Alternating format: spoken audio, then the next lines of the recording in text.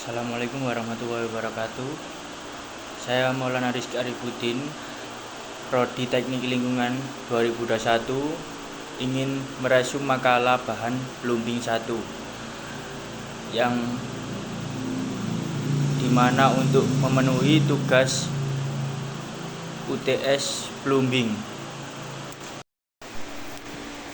Sedikit saya jelaskan uraian terkait materi.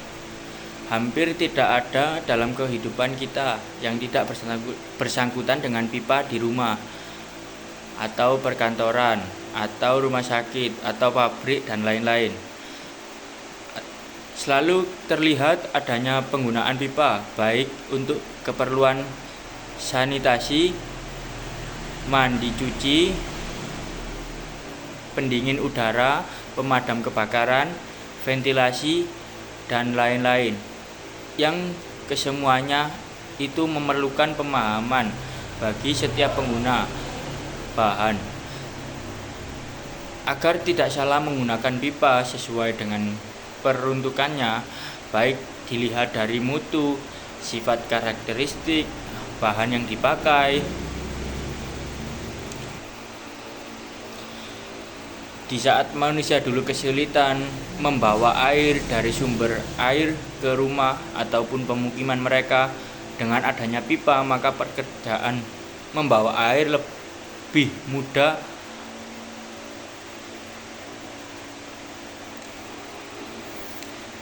Pipa pertama terbuat dari bambu pada peradaban Mesir dan Aztec. Pipa terbuat dari lempung yang dibakar. Pipa logam pertama dibuat pada masa Yunani dan Romawi dengan membuatnya dari timbal dan perunggu. Pipa besi dibuat setelah adanya penemuan serbuk senjata, karena serbuk senjata memerlukan pipa besi untuk lebih kuat untuk dilewati peluru. Sejak pada saat itu, berbagai produk pipa logam berkembang pesat dan menjadi produk khusus saat ini. Sejarah produksi pipa. Sejarah manusia memproduksi pipa dimulai ketika manusia mulai membutuhkan aliran air dari suatu tempat ke tempat yang lain tanpa harus mengangkut dan menggunakan tenaga manusia. Pada kota-kota di zaman pertengahan digunakan kayu gelondongan yang dilubangi untuk berfungsi memenuhi ketersediaan air di kota. Penggunaan pipa besi di Inggris dan Perancis mulai umum di awal abad ke-19. Aliran pertama pipa besi (Coast Iron) untuk Philadelphia dibangun pada tahun 1817, untuk kota New York pada tahun 1832. Baru pipa digunakan untuk mengangkut bahan bakar atau minyak dan gas. Dimulai di Inggris menggunakan lembaran besi yang berbentuk menggunakan silinder, kemudian sisi-sisinya dilas. Lalu pada tahun 1887 di Amerika dibuatlah pipa pertama berbahan baja (battle steel). Lanjut, sejarah produksi pipa. Pada pertengahan abad 19 barulah pipa settles atau tanpa celah Next, lanjutan sejarah produksi pipa. Pada pertengahan abad 19 barulah pipa settles tanpa celah atau sambungan dicoba untuk memproduksi beberapa kebutuhan. Di Jerman dikembangkan proses yang dinamakan management proses pada tahun 1885 dan dimulai digunakan di Inggris pada tahun 1887. Di Amerika dibangun pabrik pipa Settles pada tahun 1895. Masuk abad ke-20, Settles Tube mulai dibutuhkan dalam berbagai belahan dunia, menyusul revolusi industri yang melahirkan teknologi otomotif, pengolahan minyak, pengaliran minyak, sumur bor, serta boiler. Pada waktu itu, tub yang menggunakan welding kurang dapat diandalkan.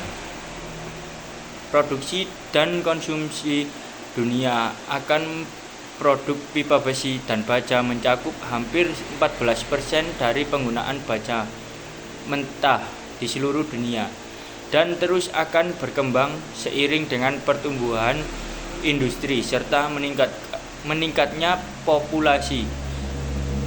Perbedaan tingkat kebutuhannya tentu saja tergantung pada tingkat perkembangan kegiatan ekonomi setiap negara, seperti kegiatan ekonomi minyak, pembangunan pembangkitan listrik, atau produksi otomotif. Sebagai contoh, pada negara dengan harga minyak terendah, kegiatan investasi untuk eksplorasi minyak akan melemah. Konsekuensinya, produksi pipa untuk kegiatan tersebut akan berkurang. Next, material pipa. Pipa adalah istilah untuk benda bulat atau silinder yang berlubang dan digunakan untuk memindahkan zat hasil pemrosesan seperti cairan, gas, uap, zat padat yang dicairkan, maupun serbuk halus. Material yang digunakan sebagai pipa sangat banyak, diantaranya adalah pipa PVC, pipa GIG (galvanizer), beton cair. Next, material pipa. Pipa adalah istilah untuk benda bulat atau silinder yang berlubang dan digunakan untuk memindahkan zat hasil pemrosesan seperti cairan, gas, uap, zat padat yang dicairkan, maupun serbuk halus. Material yang digunakan untuk sebagai pipa sangat banyak, di antaranya adalah pipa PVC, pipa GIG (galvanized), beton cor, gelas, kuningan, tembaga, besi, tuang, dan lain-lain. Pemulihan materi pada pipa akan sangat membingungkan, sehingga perlu pemahaman mendalam untuk apa saluran atau sistem pipa itu dibuat. Mengingat setiap material, pemahaman mendalam untuk apa saluran atau sistem pipa itu dibuat. Mengingat untuk setiap material memiliki keterbatasan dalam setiap aplikasinya. Dalam pekerjaan plumbing kita, sebagai penggunaan bahan pipa yang setiap jenisnya mempunyai karakteristik yang berbeda-beda, perlu mengenal karakteristik pipa yang digunakan, sehingga dalam pemilihan atau penentuan jenis atau bahan untuk tujuan penggunaan tertentu harus betul-betul sesuai dengan apa yang kita inginkan, awet dan tahan lama. Suatu hasil pekerjaan tidak akan berarti bila menggunakan bahan yang salah. Untuk itulah pengetahuan tentang bahan yang digunakan pada suatu pekerjaan menjadi sangat penting. Salah satu komponen yang penting dalam sistem plumbing adalah pipa. Pipa-pipa yang beraneka ragam dan jenisnya terbagi menurut fungsinya dan fungsi, letak, dan materialnya. Next, jaringan pipa dibagi menjadi dua kelompok, yaitu A. Jaringan pipa dalam. Jaringan pipa dalam adalah pemasangan atau penyambungan pipa-pipa untuk pemasukan dan pipa pengeluaran khusus yang terdapat di dalam bangunan untuk segala keperluan alat plumbing seperti kamar mandi, WC, tempat cuci piring, tempat cuci tangan, tempat pembuangan air, tempat pipa gas, jaringan pipa untuk keperluan rumah tangga, dan lain-lain. B. Jaringan pipa luar. Jaringan pipa luar adalah pemasangan atau penyambungan pipa di luar bangunan.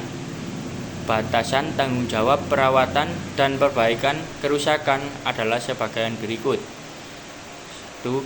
Dari meteran ke dalam. Instalasi dalam rumah adalah tanggung jawab yang punya rumah. Dari meteran di luar adalah tanggung jawab PDAM atau pihak penjual jasa.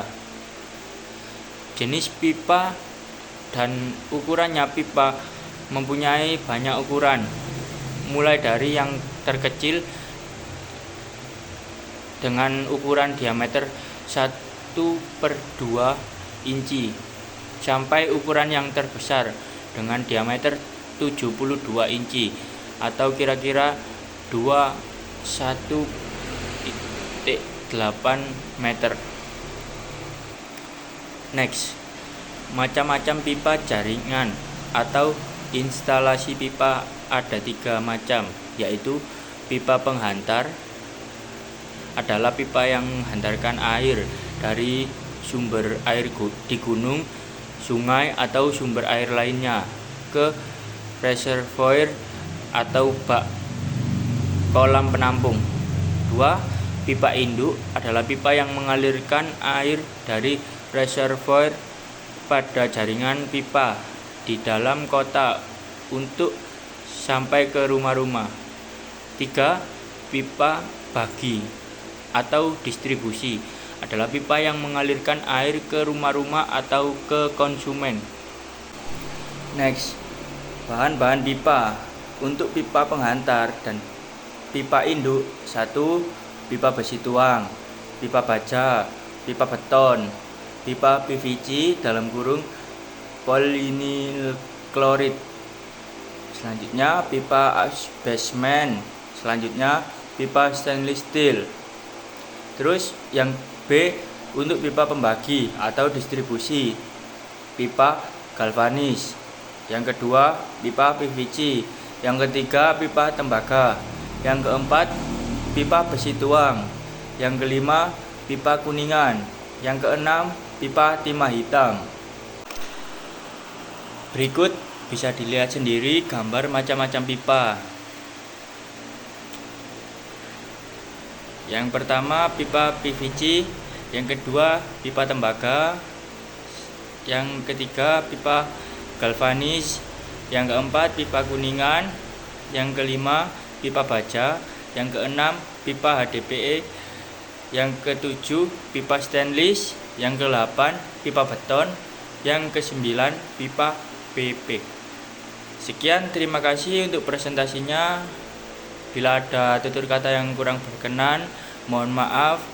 Wassalamualaikum warahmatullahi wabarakatuh.